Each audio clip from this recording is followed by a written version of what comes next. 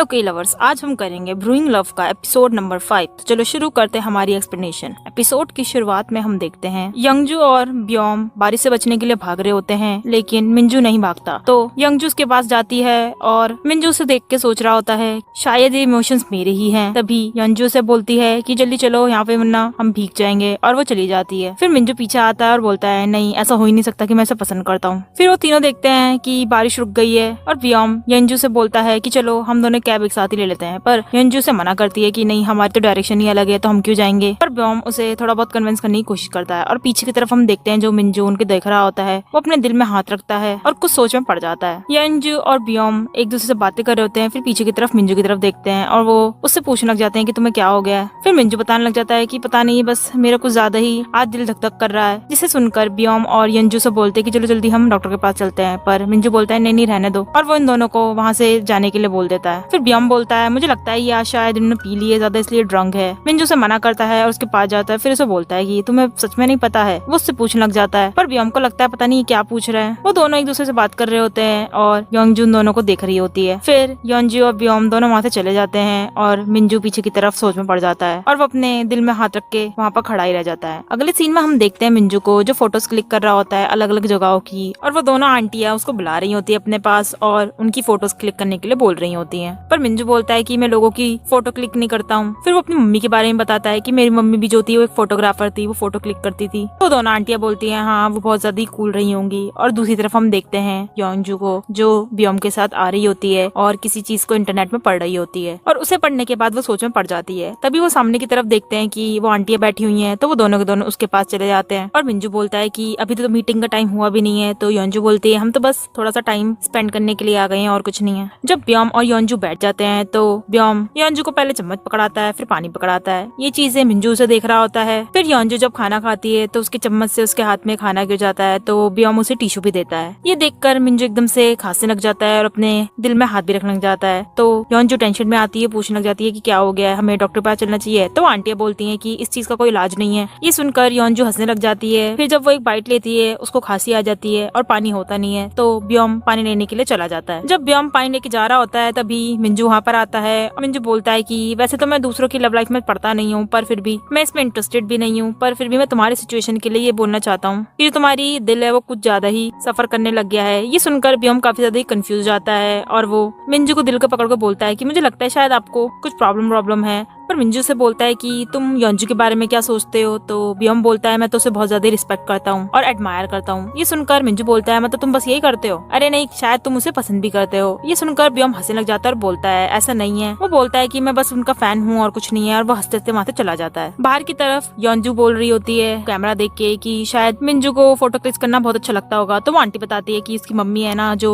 उनको पसंद था फोटो क्लिक करना, और दूसरी आंटी बताती है पर वो मर चुकी है। ये सुनकर यंजू थोड़ा दुखी फेस बनाती है। फिर वहाँ पर मिंजू आ जाता है और ब्योम भी आता है। तभी उनका मीटिंग का टाइम हो जाता है और वो आंटियां उन्हें चेयर अप कर रही होती है, और यंजू भी बोलती है कि हमें किसी भी चीज की टेंशन नहीं, हमारी टीम बहुत अच्छी होगी। वो फाइटिंग कर रही होती है, पर अगले ही पर हम देखते हैं वो काफी ज्यादा ही दुखी होती है क्योंकि इसकी जो टीम होती है वो बिल्कुल भी अच्छी नहीं चल रही होती है और उनकी मीटिंग भी बहुत ज्यादा ही सुस्त चल रही होती है। और वहाँ पर वो दोनों आंटियां बैठी हुई होती है, जिसे देखकर वो सारे काफी ज्यादा ऑकवर्ड हो रहे होते हैं। फिर यंजू कुछ प्लान बता रही होती है, पर रियम उस चीज में कुछ बोल देती है कि ये कुछ अच्छा नहीं है। इसे सुन के फिर से टीम स्पिरिट काफी ज्यादा खराब हो जाती है और वहाँ पर दोबारा से साइलेंस बन जाता है। फिर वो आंटियां ये चीज देखती है तो वहाँ से वो चली जाती हैं। कुछ देर सोचने के बाद यंजू मिंजू से बोलती है कि उन्हें कितना टाइम लगा किसी भी बियर को बनाने के लिए। तो मिंजू बोलता है कि 6 मंथ लग सकते हैं। ये सुनकर रियम थोड़ा सा ऑब्जेक्शन करती है, पर यंजू उसकी बात मान जाती है और वो रियम के कलीग को एक टास्क देती है, पर वो उस टास्क के लिए थोड़ा सा मना करने लग जाता है और थोड़े बहुत बहाने भी मार रहा होता है, जिसे सुनकर ब्योम बोलता है कि वही कर लेगा, और यंजू भी उसकी बात मान जाती है। फिर वो मीटिंग खत्म करके बाहर की तरफ निकल रहे होते हैं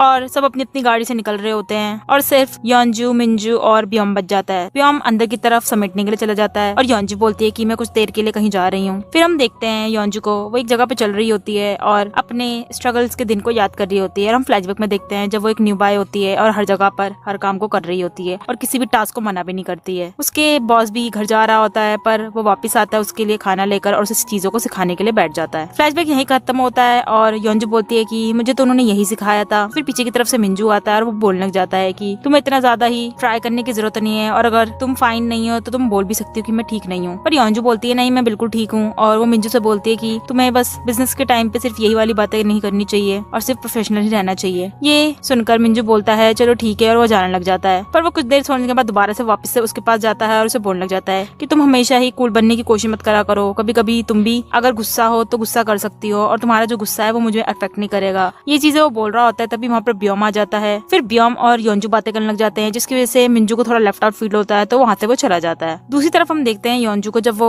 कार से निकलकर वापस से अपने घर की तरफ जा रहा होता है और सोच में पड़ जाता है और बोलता है कि पता नहीं उसने मुझे ऐसा क्यों बोला, और वो काफी ज्यादा ही गुस्सा सा हो रहा होता है थोड़ा सा। दूसरी तरफ हम देखते हैं योंजू को, वो बोल रही होती है अपने आप से कि शायद मैं कुछ ज्यादा ही कोल्ड थी उससे। तो ब्योम योंजू से पूछता है बियर के लिए, पर योंजू से मना कर देती है। तो ब्योम बोलता है कि मुझे पानी तो चाहिए, तो योंजू से पानी के लिए बोल देती है। दूसरी तरफ हम देखते हैं वो आंटियां काम कर रही होती है और मिंजू मुंह लटकाते हुए आ रहा होता है। फिर वो आंटियां बोलने लग जाती है कि योंजू चली गई, तो मिंजू बोलता है कि हाँ वो चली गई। फिर वो आंटियां बोलती है कि वो तो हमें बाय करके भी नहीं बोली गई, वो कितनी गंदी बात है, वो कितनी गंदी है। पर मिंजू से डिफेंड करने लग जाता है, तो वो आंटी उसके पास आती है, अच्छा ऐसी बात है तो मतलब वो बहुत अच्छी है। तो मिंजू भी इनकी बातों को रिपीट करने लग जाता है। फिर इससे जब रियलाइज होता है वो क्या कह रहा है, तो वो उन्होंने आंटियों को देखने लग जाता है। वो आंटी मिंजू से बोलती है कि तुम्हें हमें बस ट्रस्ट करना चाहिए, और वो एक जगह पर फोन करने लग जाती है। दूसरी तरफ हम देखते हैं योंजू को और ब्योम को, जो पानी लेने के लिए स्टोर में आ रखे होते हैं, और वहाँ पर वो दोनों कपल वाले होते हैं। जब उन दोनों ने पानी ले लिया होता है, तो कपल में जो हस्बैंड होता है वो बोलने लग जाता है कि उनके पास छुट्टे नहीं है, तो इसलिए क्या करे। तो योंजू बोलती कि कोई बात नहीं, हम बाद में आएंगे तो ले लेंगे। फिर उनका रास्ता उसकी वाइफ रोक देती है और वो उन्हें बनाना मिल्क दे देती है, तो वो जाने के लिए रखते हैं, पर वो बोलती है कि नहीं यहीं पर ही पियो, और वो दोनों वो पीने लग जाते हैं। जब वो पी लेते हैं बाहर की तरफ आते हैं, तो बाहर की तरफ विलेज के चीफ होते हैं, और विलेज के चीफ बोलने लग जाते हैं कि तुम्हें नहीं पता वो आंटी कितनी ज्यादा गुस्सा हो रही है क्योंकि तुम उन्हें बाय भी नहीं कर आई हो। तो योंजू बोलने लग जाती है अच्छा ऐसा है, तो चलो ठीक है मैं बाय करने के लिए चलती हूँ। ब्योम भी आ रहा होता है, पर विलेज का चीफ बोलता है कि तुम्हारी जरूरत नहीं है, तुम्हें यहीं रहना चाहिए। तो योंजू बोलती है हाँ तुम यहीं रहो, मैं चली जाती हूँ। और दूसरी तरफ हम देखते हैं उन आंटियों को जो मिंजू को खींच खींच के एक जगह पर लेकर आ रही होती है, और मिंजू थोड़ा कंफ्यूज हो जाता है। फिर पीछे की तरफ हम एकदम से देखते हैं योंजू को आते हुए, और वो एक दूसरे को देख रहे होते हैं। अगले सीन में हम देखते हैं हुई को, जो रियम का पीछा कर रहा होता है और एक कन्वीनियंस स्टोर पर आके रुक जाता है, जहाँ पर रियम चली जाती है। वो जो कन्वीनियंस स्टोर के अंदर जाता है और देखता है कि रियम काउंटर पे होती है, और वहाँ पर वो कैशियर का काम कर रही होती है, जिसे देखते देखते